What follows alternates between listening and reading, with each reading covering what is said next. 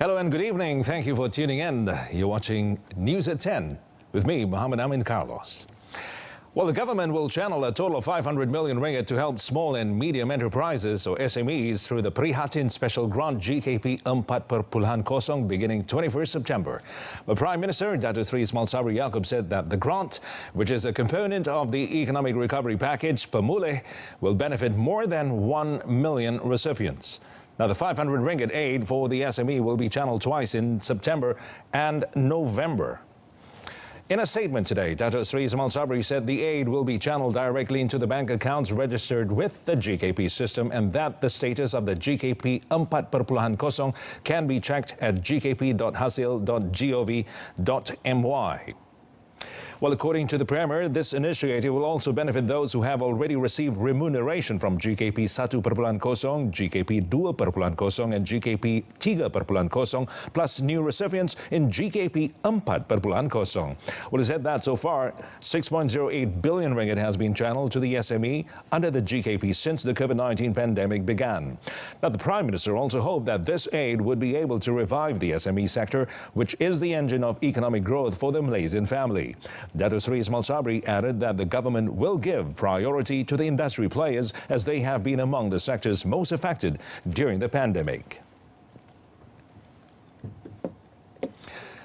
The Sultan of Perak, Sultan Nazrin Muizzuddin Shah, who is Deputy Yang di-Pertuan Agong, will perform the functions of the Yang di-Pertuan Agong when Al-Sultan Abdullah Ri'ayatuddin Al-Mustafa Billah Shah and Raja Permaisuri Agong Tunku Haja Aziza Aminah Maimuda Iskandaria are away in the United Kingdom on a special visit.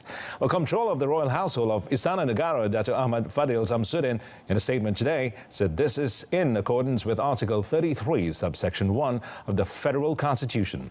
Well, Dato' Ahmad Fadil said the visit of Al-Sultan Abdullah and Tunku Aziza to the United Kingdom is from today until 27 September, after which their Majesties will stay in London until the third week of October. He said their Majesties are scheduled to visit the Better Sea Power Station project in London, the Malaysian High Commission at Belgrave Square and the Tun Abdul Razak Research Centre in Brackendenbury, Hertford. Meanwhile, Wisma Putra in a statement said His Majesty will receive a courtesy call by Chief of Defence Staff General Nicholas Carter, and the meeting will touch on the defence cooperation between Malaysia and the United Kingdom. According to Wisma Putra, the special visit symbolises the importance of the close relationship between Malaysia and the United Kingdom, manifested at the highest level of the government. A total of 141 passengers, including 23 children, took off on the first flight from the Sultan Azlan Shah Airport today to Langkawi under the Travel Bubble Pilot Project. Well, Perak Infrastructure, Energy, Water and Public Transport Committee Chairman Dato' Muhammad Zulkifli Harun said Air Asia is offering Ipoh-Langkawi-Ipoh flights thrice a week on Wednesdays, Fridays and Sundays starting today. Penerbangan ke Langkawi menggunakan pesawat Airbus A320 yang mempunyai kapasiti maksimum 180 penumpang bagi setiap penerbangan. Penerbangan sulung dari Ipoh ke Langkawi hari ini mempunyai muatan penerbangan 80%.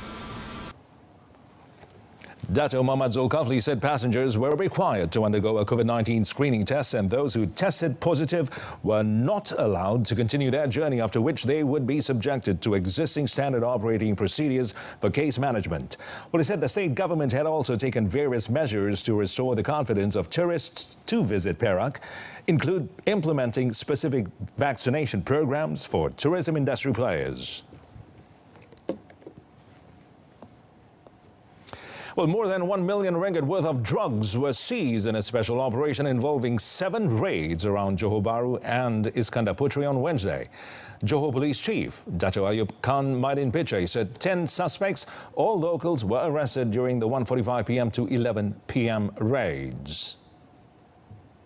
Modus operandi yang dijalankan oleh sindiket ini adalah dengan menyewa rumah gated and guarded untuk dijadikan sebagai stor penyimpanan dadah dan memproses dadah untuk pasaran tempatan dan juga kita percaya untuk pasaran luar negara.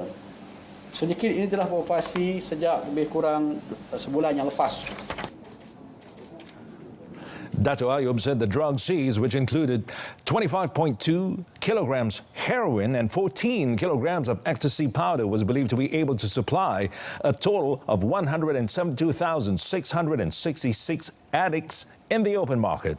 He said one of the suspects has been remanded for 7 days starting yesterday to assist in investigations under Section 39B of the Dangerous Drugs Act 1952, while 9 other suspects will have action taken against them under the Dangerous Drugs Act for Special Preventive Measures 1985.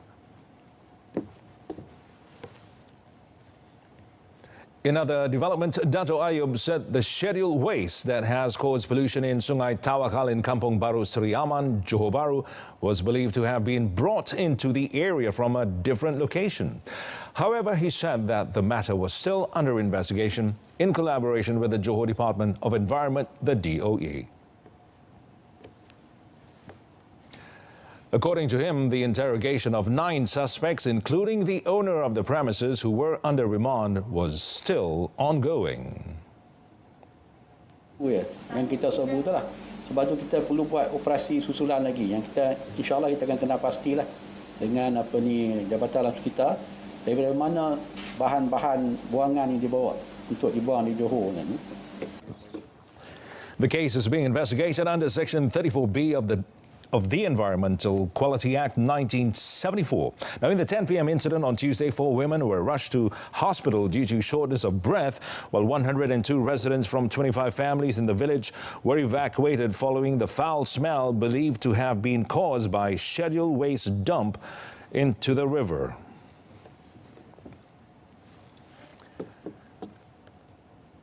Well, the COVID-19 vaccination program for teenagers aged 16 and 17 in Pahang will begin on Monday.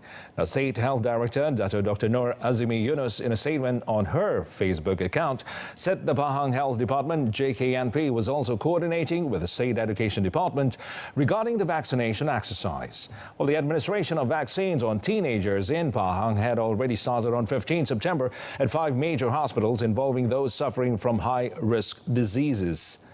Meanwhile, in a statement today, Menteri Besar Dato' Sri Wan Rosli Ismail said the vaccination exercise for teenagers in the state would involve about 173,000 individuals.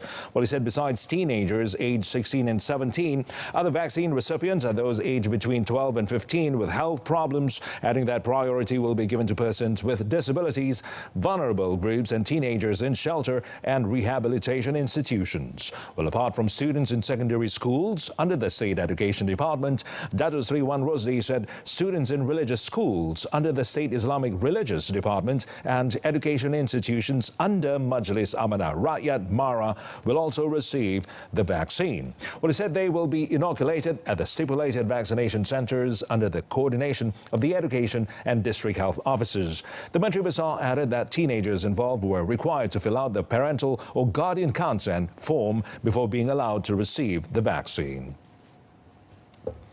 The Malaysian Communications and Multimedia Commission, MCMC, will be developing a national mobile application, an all-in-one platform to assess many different digital services.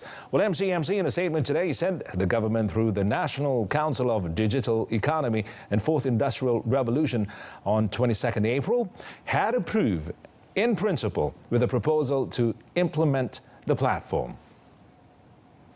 Well, the platform, which allows users to experience a seamless digital experience, will be a one-stop center to manage the needs of the users through an application that offers ease of use, versatility, dynamic features, and a variety of digital services. This includes activities such as assessing government digital services, selected private services, bill payment, traffic summonses, renewal of driving license and road tax, birth and marriage registration. In this regard, MCMC invites the public to participate in the survey on the proposed concept of the national mobile application to obtain their views on the digital services required through the application platform. Well, the survey will be conducted via online for a period of 3 weeks from 15 September until 16th October.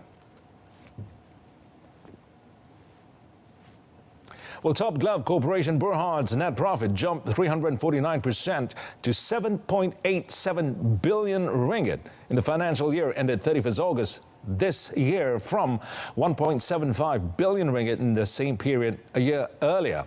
Well, revenue for this year also surged by 127% to 16.4 billion ringgit from 7.24 billion ringgit in 2020. The glove producer told the stock exchange that the commendable performance was due to strong glove demand, coupled with elevated average selling prices, ASPs, driven by the ongoing pandemic. Firstly, in terms of higher glove usage from the emerging countries. Secondly, COVID-19 will be an endemic. So it's living with COVID will also mean glove demand will be supported. Thirdly, increasing usage of non-medical glove. And also TG sales volume going forward it will improve from fourth quarter as we can start selling to US, which make up around 15% of our total sales. However, in the fourth quarter this year, Lim said Top Glove's net profit declined to 607.95 million ringgit against 1.18 billion ringgit year-on-year, while revenue eased to 2.12 billion ringgit from 3.11 billion ringgit. He added that the glove maker's fourth quarter performance was softer on the back of normalizing demand following mass vaccine rollouts on the global scale, leading to lower sales volume and ASPs, which were not matched by a corresponding reduction in raw material prices.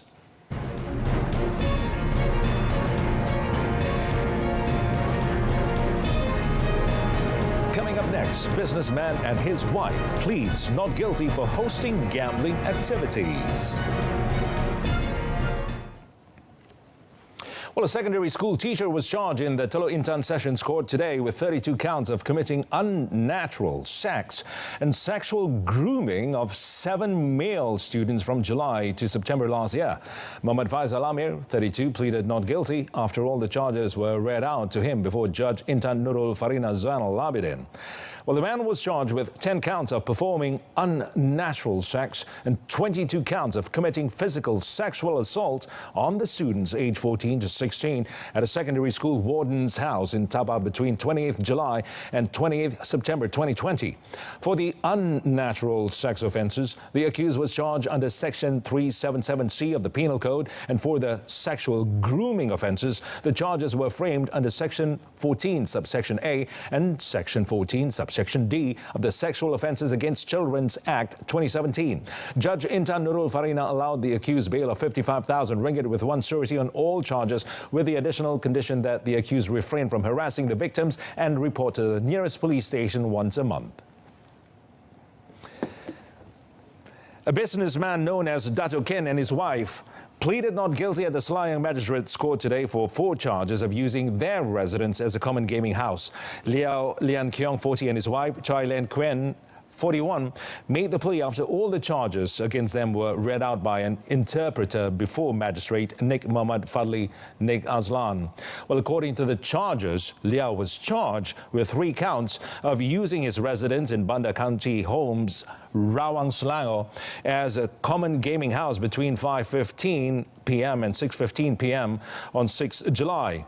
Well, his wife Chen was charged with 1 count of a similar charge at the same place and date at 5:15 p.m. Now, all charges are framed under Section 4, subsection 1, subsection A of the Common Gaming House Act 1953, which provides a maximum 50,000 ringgit fine or 3 years jail. Well, earlier, Deputy Public Prosecutor Wan Nur Iman Wan Ahmad Afzal offered bail of 10,000 ringgit in one surety for each charge. However, the 2 accused, represented by lawyer Muhammad Nur Izzat Noordin, appealed for a lower bail.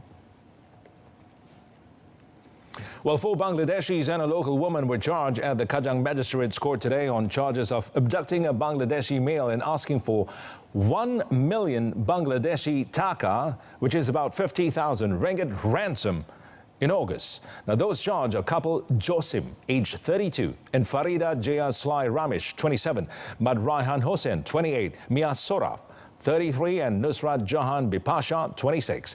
All five nodded their heads as a sign they understood the charges read to them by a court interpreter in Bahasa Malaysia and English before Magistrate Shahrul Sazli Madsain. Well, no plea was recorded from all the accused because the scope of the case is under the jurisdiction of the High Court. They have all been accused with the common intent to obtain a ransom of 1 million Bangladeshi taka by detaining and wrongfully abducting Mad Sohel Rana, 39, in front of a supermarket in Jalan Damai Mewah 1A, Kajang at 8:30 p.m. on the 27th of August. Well, they are being charged under Section 3, Subsection 1 of the Kidnapping Act 1961, which was read together with Section 34 of the Penal Code, which provides for the death penalty or life imprisonment, and if not sentenced to death, may be subject to whipping if convicted. Well, the court set 7th October for remention of the case.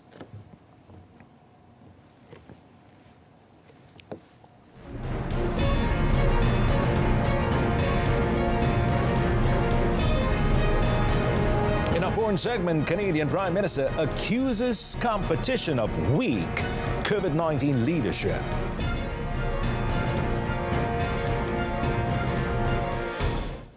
Well, the grim unemployment situation in Afghanistan remains a major concern and challenge for the Taliban government, while financial assets freezing by the U.S. and the suspension of foreign aid have plunged the war-torn country into deeper crisis.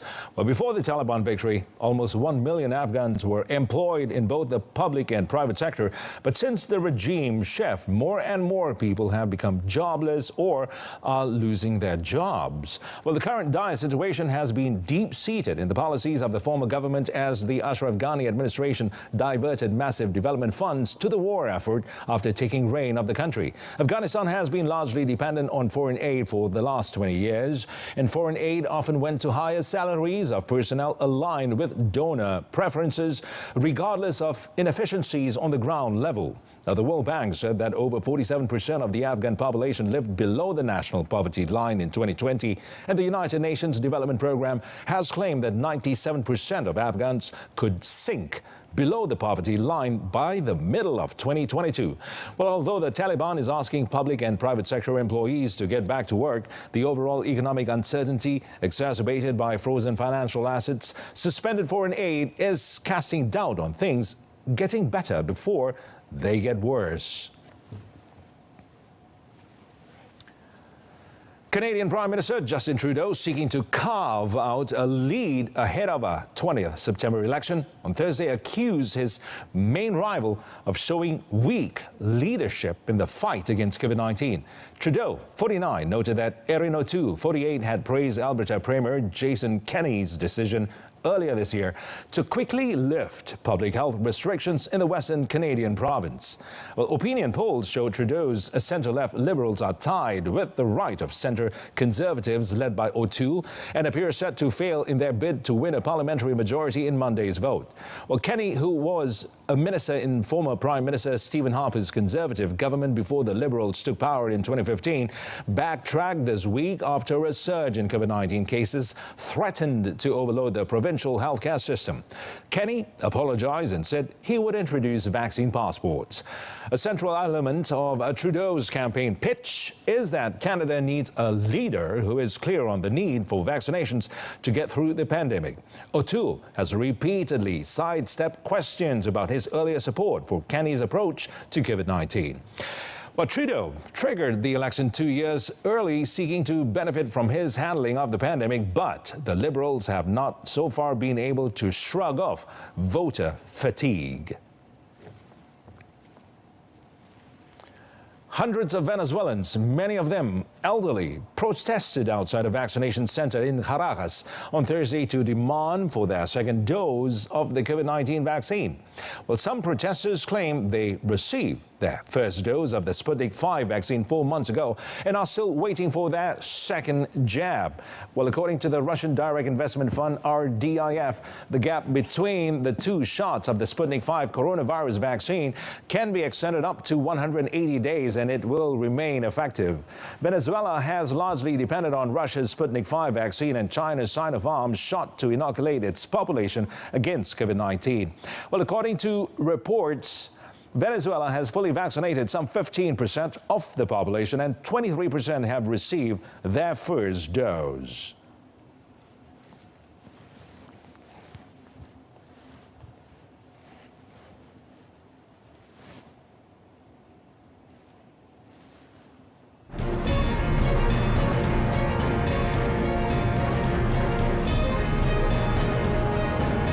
Next in sports, only 10 teams to compete in 2022 Malaysian Super League.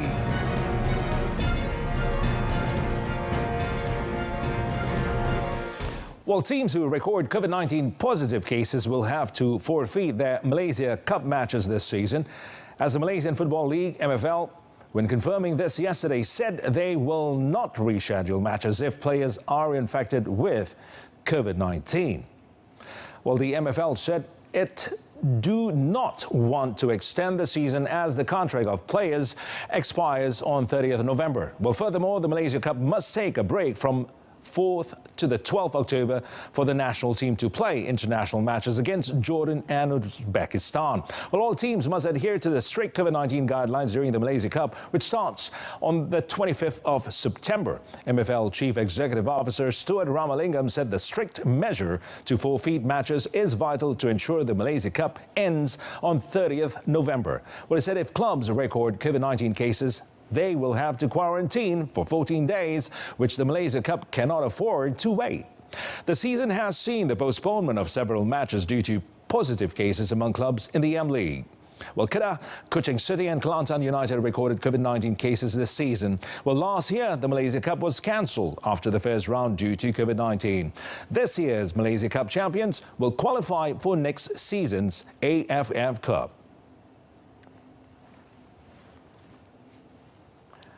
In a related development, the Premier League competition for the 2022 season will only be featuring 10 teams instead of the usual 11. Well, this matter was confirmed by the Malaysia Football League MFL Chief Executive Officer Stuart Ramalingam in a statement today. Well, according to Stewart, the decision was made due to Perak 2 FC automatically disqualified from the M3 League after its main club, Perak FC, was relegated from the 2022 season Premier League. Well, the decision was made in accordance to the Malaysia League Manual Article 3, 19.6 reserve team rules. Well, Stewart further explained that the Amateur Football League, AFL, has also announced the cancellation of the M3 League on 14 September. So this means that no team from the league can be promoted into the 2022 Premier League upon merits. So this consequently led to MFL making the decision to hold the Premier League with only 10 teams next season. So with the absence of Perak 2 FC next season, we'll see the appearance of Kuching City FC, Johor Darul Takzim 2, Terengganu FC 2, Selangor FC 2, PDRM FC, Kelantan United FC, Kelantan FC, FEM MSN Project Squad, followed by 2 other teams relegated from the Super League. That's Perak FC and UITM FC.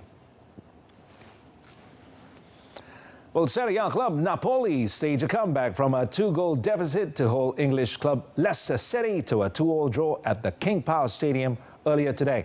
Well, Napoli had to wait for the second half to begin their assault, rising to the occasion and clenching the draw to save their faces. Well, Leicester, who missed their shot at a slot in the Champions League for the second year in a row, well, started off without a hitch as Jose Perez opened up the scoreboard on the 9th minute. Napoli dominated ball possession but wasted numerous scoring chances as they searched for a quick response. Harvey Barnes extended the lead for the Foxes later on in the second half, and Leicester looked destined for a win. However, the Nigerian international began to bare their fangs after striker Victor Osimhen exploded with 2 goals within 20 minutes, all but denying the English club the full 3 points.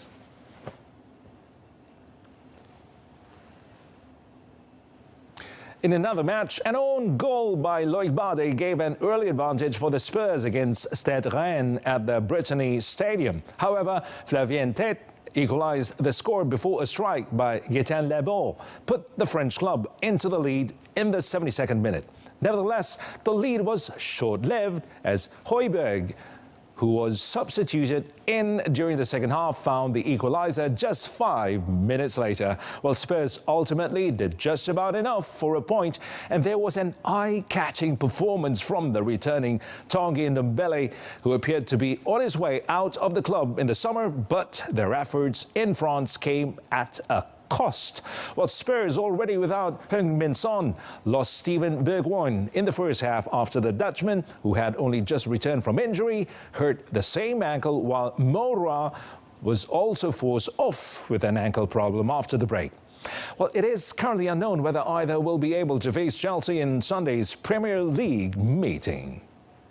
That wraps up today's edition of News at 10. In our top story, 500 million ringgit to be channeled to help SMEs. Tune in for more updates at 12:30 p.m. tomorrow afternoon on TV2. Till then, I'm Muhammad Amin Carlos. Good night. Have a pleasant weekend. Stay safe.